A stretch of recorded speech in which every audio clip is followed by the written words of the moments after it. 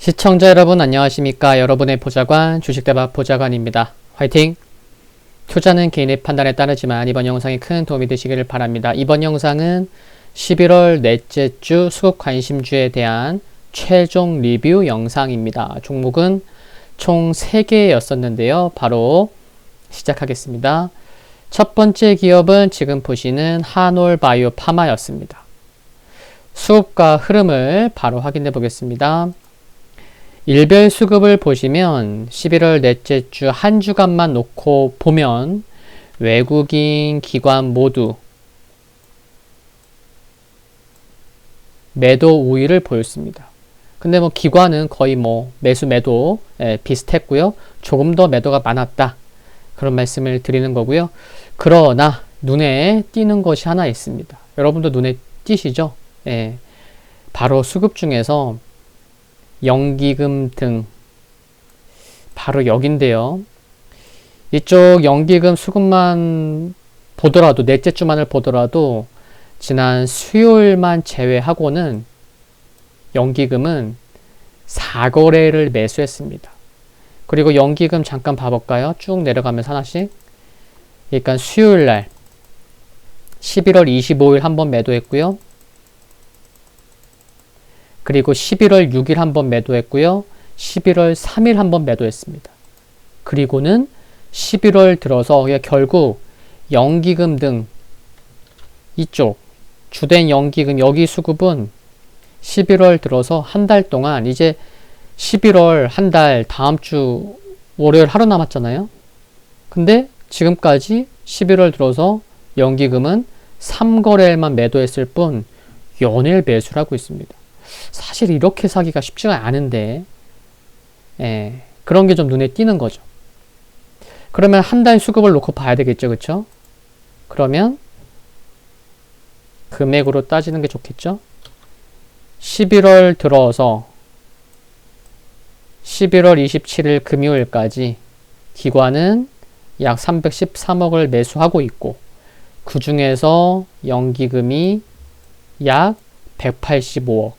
그러면은 368. 그러면은 기관의 순매수, 누적 매수 규모 중에서 연기금이 약 한 60%를 차지하고 있는 것도 알 수가 있죠.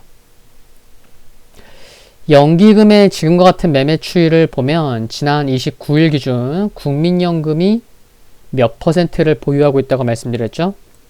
11.91%. 그러면은 최근 추이, 지금 같은 수급을 보면은 향후 지분 늘어났다는 공시가 있지 않을까 하는 생각도 해볼 수 있는 것 같고요. 한 주간만을 놓고 보면 중반까지는 조정을 보였지만 목요일과 금요일 이틀에 조금 확대해서 볼까요?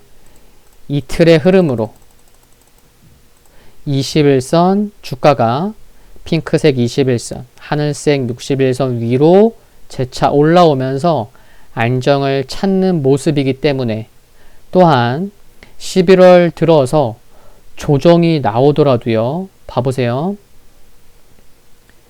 큰 조정이 나오기보다는 여기 2번.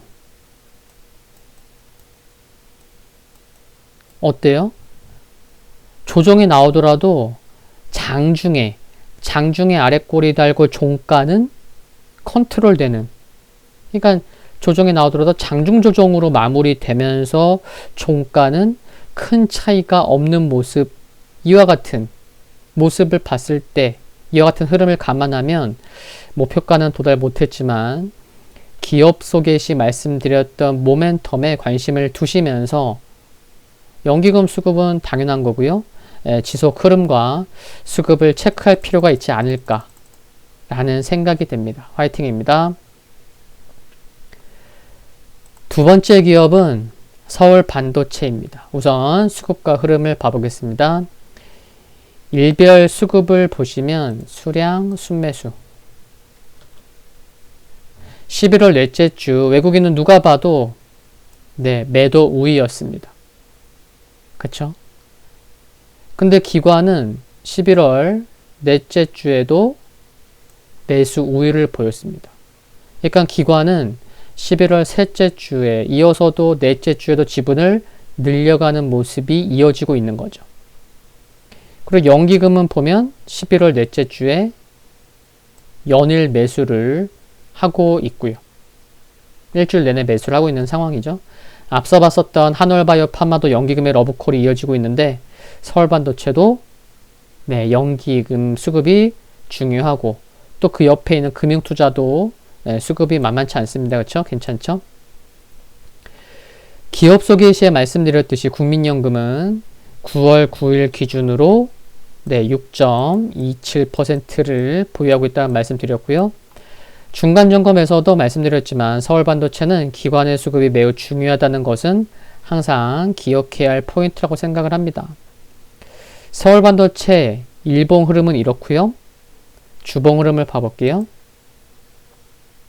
제가 무슨 말씀을 드렸는지 좀 보이시나요? 제가 올해 1분기에 이처럼 노란색 동그라미를 미리 표시해 두었는데 1분기에도 서울반도체가 이렇게 반등 시에 어디가 부담되었었죠? 네, 갈색 200mA가 부담이 되었었죠.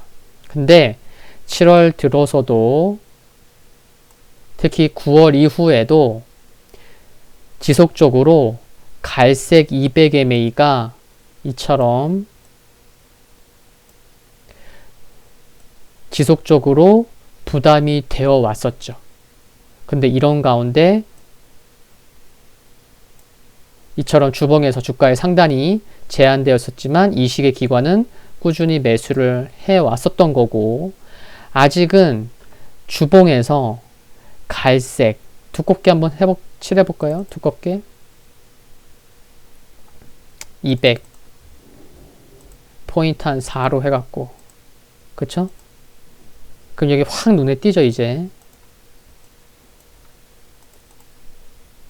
아직은 100% 주봉에서 갈색 200mA가 200주 이평선이 돌파되었다고 말하기는 어렵지만 핑크색 20mA가 에메랄드색 120mA를 돌파한 가운데 또 주가 흐름 자체가 어때요?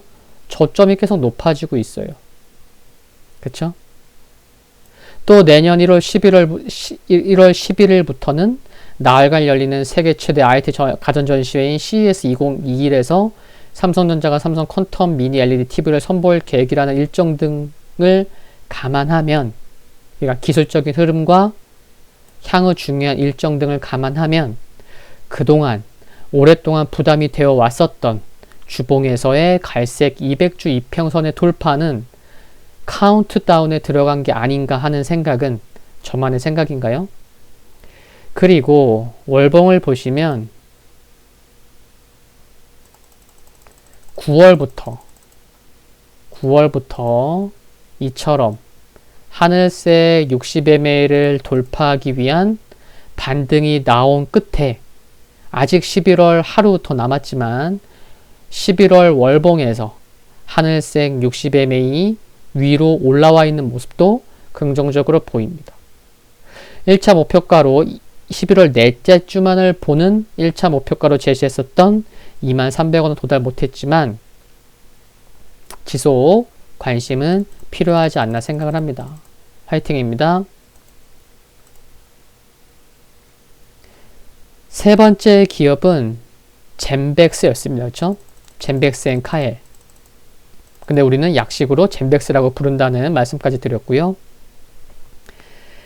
넷째 주 일정으로 소개를 드렸던 게 수요일부터 3일간 코엑스에서 개최되는 치매 포럼, 디멘시아 포럼 X 포럼이었는데요.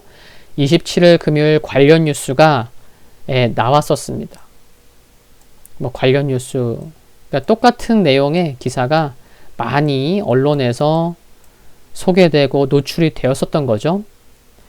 여기 아래 보시면 알츠하이머병 분야에서 세계적 석학으로 꼽히는 필립 쉘튼 교수가 젠백스의 알츠하이머병 치료제 GV1001 성과를 발표하는 장면인데요. 중증 환자를 대상으로 한 연구에서 치료제를 투여한 환자군 모두에서 의미 있는 호전을 보인 것이 희망적이고 중요하다고 얘기했습니다. 그렇지만 아쉽게 주가는 크게 상승하지는 못했고요. 이게 뭐 하루짜리 모멘텀이라기보다는 좀 계속해서 관심이 필요한 큰 모멘텀이라는 거죠.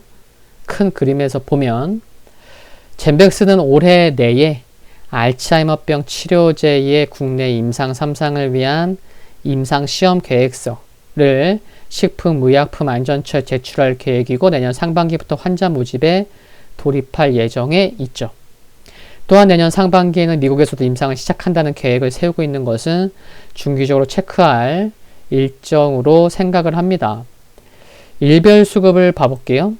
일별 수급을 보시면 넷째 주에 외국인, 기관 모두 매도를 했어요. 근데 11월 셋째 주에 매수한 것만큼은 또 매도를 한 건 아니고요. 최근만 놓고 봐도 특히 11월 셋째 주에 또 최근에 이렇게 상승이 들어오는 모습을 보면은 기관과 외국인 25,000원 아래에서 매수가 들어왔었다는 거죠. 메이저들이. 그래서 지속적으로 관심을 가지시려는 분들께서는 25,000원 아래에서 메이저의 수급이 어떤 동향을 보이는지 확인해 가시면 좋을 것 같습니다.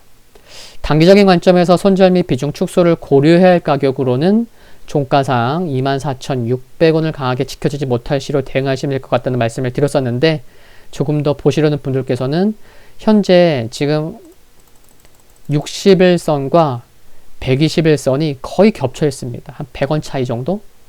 그래서 한 23,200원, 23,300원 부근까지는 보셔도 되지 않을까 싶고요. 그리고 지난 9월 28일 기준으로 국민연금이 5.05%를 보유하고 있는 것도 참고하시면 좋겠습니다. 11월 넷째 주 수급 관심주 최종 리뷰 영상은 여기서 마무리하겠습니다. 12월 첫째 주 수급 관심주 소개 영상은 일요일 오후 6시에 전체 공개가 되고요. 멤버십 절친 가족분들께는 금일 오후 6시에 제공될 예정입니다. 참고해 주시고요.